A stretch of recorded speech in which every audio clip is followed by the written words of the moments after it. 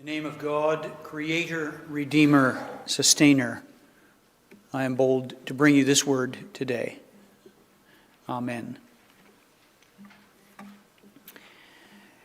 We might wish it were otherwise, but authority matters. Authority is essential to the lives we lead in the society that we have built. Governments need authority to govern, leaders to lead, teachers, preachers, employers, coaches, parents. Every one of these things requires the consent of those who are governed or led or taught or employed or coached. Because without authority, chaos isn't far away. Authority helps us to order things. We can make sense of the world around us when we know who's in charge and what's expected of them and what's expected of us. And to be sure, we respond based on how that authority is exercised. You've all had excellent employers, and you may also have had a couple of duds. Your response in the workplace is a direct result of how that authority is exercised. The same can happen if you're parenting or coaching or teaching. And we've all seen authority abused. It happens, and it can be effective for those who are doing the abusing, but it's generally not tolerated for very long. These are the kinds of lessons that history and sociology have long been willing to teach us. That there are always those who want to exploit the notion of authority for their own advantage, and that more often than not, those come to a terrible end. We don't often, though, think of these things from a theological point of view, and that's what Jesus is doing today. For on this day in our gospel reading, there is the proverbial posse of priests and Pharisees and scribes who are eager to determine and discover what side of the game Jesus is playing, because he's in their territory. He's edging close to their authority. Theirs is a question of authority, not surprising, because his influence is growing. The people are flocking to hear what he has to say. They hang on his every word. He soon might be in a position to become his own authority. And the gospel at this stage is clear on what the religious folks prefer. They like things the way they are now, and they would be much happier if Jesus were in fact dead. So they gather in the courtyard of the temple on a day that Jesus is teaching, and they challenge him with a question that's meant to go right to what they imagine is the heart of the matter. Who's your boss? Who put you in charge? Who or what gives you the right to do and say the things that you've been doing and saying? Seems a fair question. Jesus is on their territory, after all. But we might wonder why it matters. We have been spoiled, I would say, by free speech and a multiplicity of public opinions. Surely Jesus can do his thing and the priests can do their thing, and never the twain need meet. But that's not how it works, is it? That's not how society orders itself. Somebody has to be in charge. Somebody has to take responsibility. Somebody has to take the blame. And there are times and places, even now, where acting as Jesus acts is a very real threat to those who have authority. Because Jesus' words and deeds expose injustice.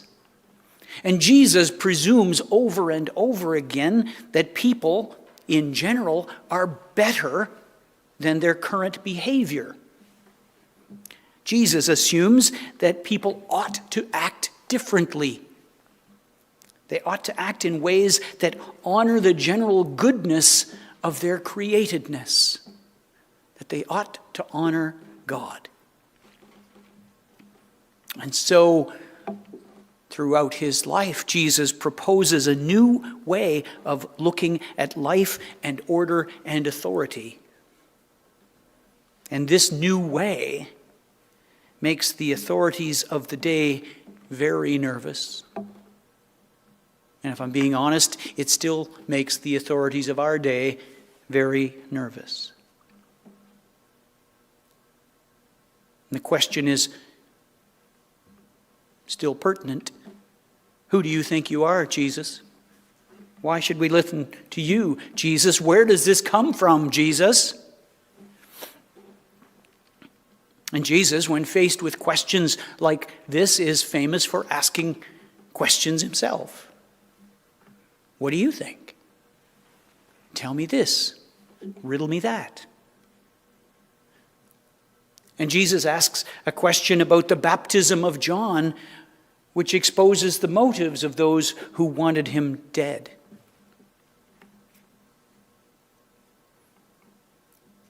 Jesus puts the work of John in front of his questioners, and now they have a problem. Because Jesus has only given them two choices. John's baptism was either from God or of human origin. The scribes and the questioners can't imagine that there might be another choice, a more complex, a more nuanced choice. They don't like the two choices Jesus has given them, so they don't answer at all. And of course, Jesus returns the favor. And all of this is not because the answer should be obvious, but because the answer is complicated. Very complicated. Jesus is living into the complexity in his day about notions of authority. Jesus stands there full of the grace and mercy of God and also fully human. And he is the best example of how to manage the many claims of authority that we find on our lives.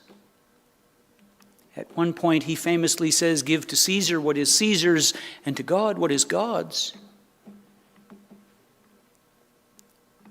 He's doing the same thing here, acknowledging that we must engage the complexity of this world and not ignore it.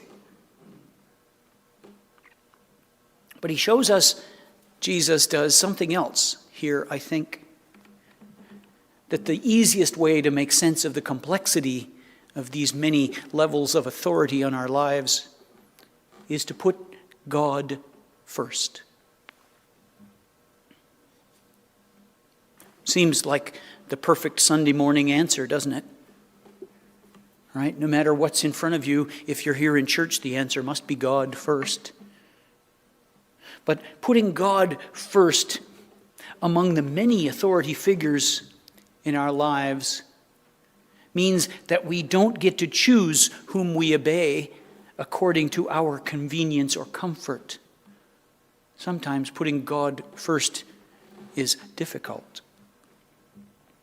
No, putting God first means that we ought to use God as the measure of graceful, compassionate discipline. That we ought to use God as the highest example of loving kindness. And if we do that, if we put God first, It helps us know when to accept and when and how to challenge those who have authority over us. I have observed recently that there are those who imagine that following Jesus and putting God first means measuring every authority against the perfect mystery of God. Which means, of course, that all of those authorities will fail the test and that none of them on earth deserve our obedience. I have listened to those arguments. I have seen it happen. And this is an unfortunate oversimplification, I think. Jesus doesn't say God and none other. Jesus says, give to God what is God's and to Caesar what is Caesar's. Because Jesus understands the fallen nature of our human systems. And his challenges are meant to transform those systems, not to ignore them. So putting God first does not give us the right to ignore every other authority. It in fact gives us the responsibility to engage every other authority. That's what Jesus is asking us to do, to engage with the authorities. And through that engagement to help transform the broken, mindless, careless systems that we have created and that we cannot do without. So following Jesus' example, governments aren't to be despised or ignored. They are to be questioned and challenged and called to higher standards of care for those whom they govern.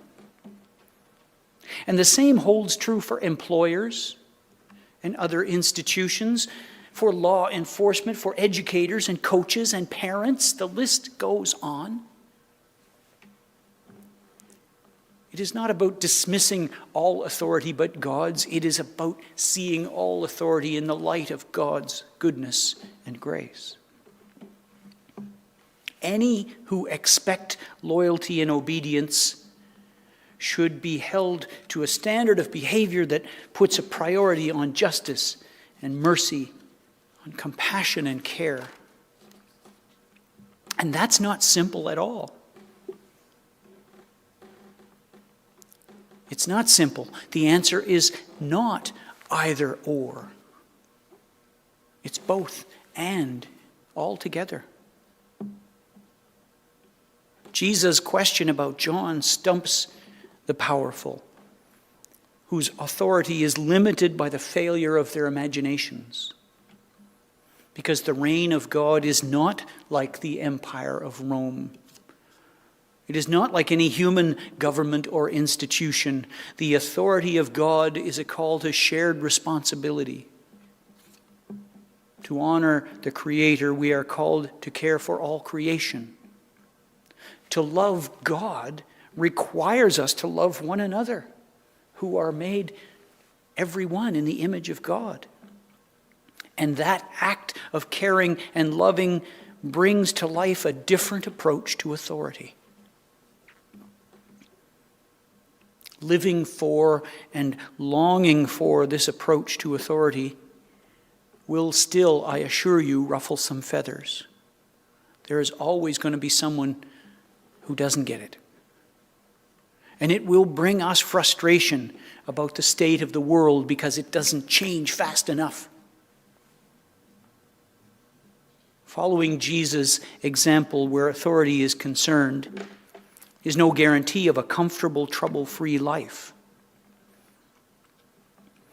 But it is a life of clear conscience. It is a life of great reward. For it is a life lived in faith. And that is all that Jesus ever asked of us.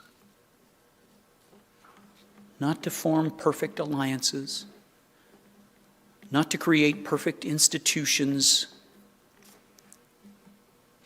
not to be ruled by God-fearing governments.